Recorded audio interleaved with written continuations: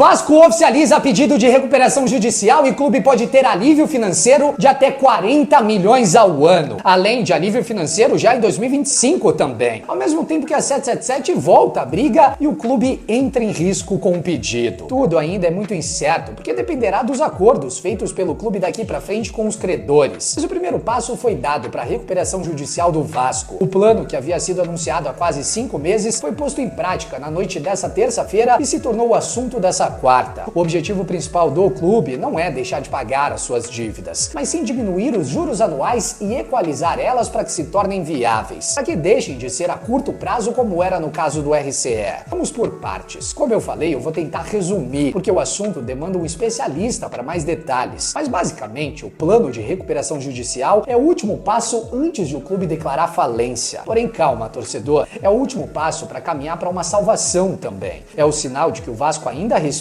e que quer honrar os seus compromissos, tendo em vista que para a recuperação acontecer, os credores precisam concordar, ou pelo menos quase todos eles. O clube, nesse processo, a princípio, sem deságio, ou seja, sem descontos, tem orçado 228 milhões em dívidas. Então o plano que o clube tem organizado junto à justiça e a esses credores é para o pagamento dessas contas. Esse valor já vinha sendo pago pelo RCE, que é o regime centralizador, onde 20% de todas as receitas mensais do clube eram automaticamente descontadas para pagar esses credores. Mas o que acontece? No RCE, a taxa de juros estava fixada em 15% ao ano, algo próximo de 34 milhões ao ano em cima dessa dívida do Vasco. Ou seja, basicamente, estávamos pagando apenas os juros dessa dívida pelo regime centralizador e enxugando gelo, além de continuar correndo riscos de atrasos de pagamento, onde poderíamos sofrer as famosas penhoras, juros maiores, multas e tudo mais que já conhecemos. Com a recuperação judicial, a dívida será dividida em pagamentos anuais divididos ao longo de 10 anos para essa multa, fixado em juros totais de 5 a 7% ao ano. Se antes pagávamos em média 50 milhões em dívidas trabalhistas por ano, em que 34 milhões eram juros, lembrando, essas são apenas dívidas trabalhistas, agora teremos ela equalizada em valores fixos e poucas taxas acrescidas, com carências para 2025. Esse ano, portanto, não pagaremos nada dessa dívida. Em 2026, pagaremos apenas 5 milhões. Em 2027, pagaremos 10 milhões. Depois 12 milhões e assim subindo até quitarmos ela no total. Calcula-se que nesse cálculo total, o clube pode ainda ter um deságio, que seria um desconto de até 65% na dívida, o que indicaria um pagamento de 89 milhões de reais no total da dívida, e não 228 milhões, fora os juros anuais ao longo dos 10 anos. Lembrando que ainda teríamos credores com mais de 5 milhões a receber, que são poucos. Mas nesses casos, o clube deve negociar também com descontos para que se incluam nesse acordo. Enfim, a apuração foi feita pelo Diogo Dantas, do Globo, e só saberemos ao certo como funcionará tudo isso após a divulgação geral do próprio clube. Tendo em vista que nessa quarta-feira também, a própria 777 já entrou com uma ação contra o Vasco, pedindo para que a recuperação judicial só seja aprovada pela Justiça após o dia 12 de março, quando acontecerá a audiência que pode devolver o poder à empresa, que é algo muito difícil de acontecer. A RJ